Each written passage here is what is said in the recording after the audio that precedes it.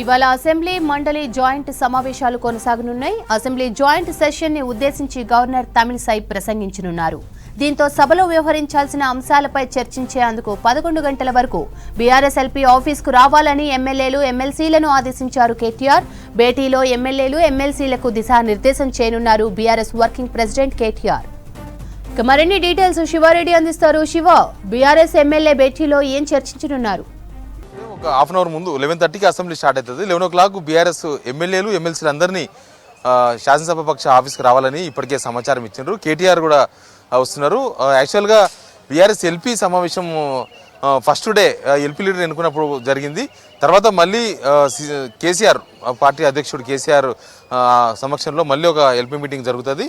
దానిలో అసెంబ్లీలో ఎట్లా వ్యవహరించాలి, అసెంబ్లీలో ప్రభుత్వం కొంత టార్గెట్ చేసే అవకాశం ఉంటుంది. మొన్నటిదాకా 10 సంవత్సరాలు బీఆర్ఎస్ ప్రభుత్వం ఉంది కాబట్టి ఇప్పటికే ఆర్థిక పరిస్థితి బాగలేదని శ్వేతపత్రం విడుదల చేయాలని ఇలాంటి కసరత్తులు జరుగుతున్నాయి. అన్ని డిపార్ట్మెంట్లలో రివ్యూలు చేసి గత ప్రభుత్వం చేసిన అప్పులు, తర్వాత అప్పుడు జరిగిన వ్యవహారాలన్నీ కూడా బయటికి చెప్తున్నారు మంత్రులు.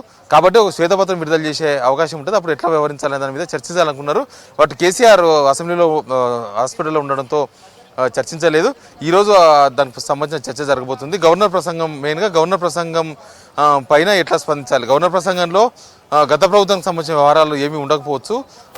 ప్రభుత్వం ఇచ్చిన 6 గ్యారెంటీలు లేదా సంక్షేమ పథకాలు ప్రభుత్వం ప్రజలకు ఏం చెప్పదలుచుకున్నదో అది గవర్నర్ ద్వారా చెప్పించే అవకాశం ఉంటుందని బీఆర్ఎస్ భావిస్తుంది. దానికి ధన్యవాద తీర్మానాల విషయంలో ఎట్లా స్పందించాలని ఒకటి, ప్లస్ అసెంబ్లీని ఇంకొక 3 నుంచి 4 రోజులు కొనసాగించే అవకాశం ఉంది. సోమ, మంగళ, బుధ, గురు నెక్స్ట్ వీక్ 4 రోజులు కూడా అసెంబ్లీ సమావేశాలు ఉంటాయని చెప్తున్నారు. ఇవాళ బీఎస్సీ సమావేశంలో అది డిసైడ్ కాబోతుంది. తర్వాత ప్రభుత్వం ఒక ఎజెండాను అనుకుంటుంది. ఇప్పటికే ఒకరోజు పవర్ పైన, ఒకరోజు రాష్ట్ర ఆర్థిక పరిస్థితి పైన, ఒకరోజు ఇరిగేషన్ పైన, ఒకరోజు మిగతా శాఖల పైన ఈ 4 రోజులు అసెంబ్లీలో ప్రత్యేక చర్చ చేపట్టాలని ప్రభుత్వం భావిస్తుంది. ఆర్థిక పరిస్థితికి సంబంధించిన ఒక శ్వేతపత్రం విడుదల చేయాలనుకుంటుంది. రాష్ట్ర ప్రభుత్వ ఆర్థిక పరిస్థితి ఏమీ బాగలేదు. గత ప్రభుత్వం 10 సంవత్సరాల్లో చేసిన అప్పులు, వివిధ శాఖల్లో ఉన్న అప్పులు 5 లక్షల కోట్లకు చేరిందని ఇప్పటికే వివిధ శాఖలలో రివ్యూ చేసిన మంత్రులు ఇప్పటికే మీడియాకి చెప్పిండ్రు, బయటికి చెప్పిండ్రు. కాబట్టి ఆ శాఖల్లో ఏం జరిగింది, అసలు రాష్ట్ర ఆర్థిక పరిస్థితి ఏంది, ఇప్పుడున్న సిచ్యువేషన్ ఎలాంటి సిచ్యువేషన్లో ఉంది, రాష్ట్రము ఇచ్చిన హామీలకు ఎక్కడి నుంచి డబ్బులు అడ్జస్ట్ చేయాలి, ఇట్లాంటి చర్చ ఒకరోజు చేయాలి. దాన్ని ఒక power point presentation CM Revanth Reddy presentation కూడా ఒకటి సిద్ధం చేస్తున్నట్టుగా కనిపిస్తుంది. అది ఒకరోజు చేపట్టే అవకాశం ఉంది. ఇంకా పవర్కి సంబంధించిన ఇష్యూ, రాష్ట్రంలో 24 hours పవర్ ఇచ్చినామని బీఆర్ఎస్ ప్రభుత్వం చెప్పింది. కానీ మొన్న రివ్యూలో అది ఆఫీసర్స్ చెప్పింది 2 దఫాలుగా 6 గంటలు 12 గంటలు మాత్రమే ఇన్ని రోజులు పవర్ ఇచ్చినాము వ్యవసాయానికి అని చెప్పిండ్రు. ప్లస్ హైదరాబాద్లో ఫుల్ కరెంట్ ఉంటుంది, కానీ మిగతా టౌన్లకు పోయినప్పుడు కటింగ్స్ బాగుంటున్నాయి. ప్లస్ పల్లెటూరులకు పోయినప్పుడు మొత్తం కలిస్తే 12 నుంచి 14 గంటలు మాత్రమే పవర్ ఉంటుందని అధికారులు సీఎం రేవంత్ రెడ్డికి ఆ రివ్యూలో చెప్పినట్టు చెప్తున్నారు. ప్లస్ 85,000 కోట్ల అప్పులు డిస్కంలు పోయినాయి. ఇది ఎవరు ఊహించని అప్పుగా కాంగ్రెస్ నేతలు చెప్తున్నారు. అంతకుముందు 40 నుంచి 50,000 కోట్ల అప్పులున్నాయని తెలిసింది, కానీ 85,000 కోట్ల అప్పులున్న సంగతి మొన్న మొదటి రివ్యూలో అధికారులు చెప్పిండ్రు. కాబట్టి ప్రస్తుతం డిస్కంలు ఉన్న అప్పులేంది, ప్లస్ 24 hours పవర్ పైన గత ప్రభుత్వం ఏం చేసింది, ప్లస్ ఇప్పుడు పవర్ను ఎట్లా యూటిలైజ్ చేయాలి, ఇట్లాంటి అన్ని వివరాలకు సంబంధించి కూడా పవర్ డిస్కషన్స్లో చర్చించే అవకాశం కనిపిస్తుంది. మిగతా అన్ని శాఖలకు సంబంధించిన డిస్కషన్, మెయిన్గా ఇరిగేషన్ శాఖకు సంబంధించిన డిస్కషన్ ఒకరోజు అసెంబ్లీలో ఉండే అవకాశం ఉంది.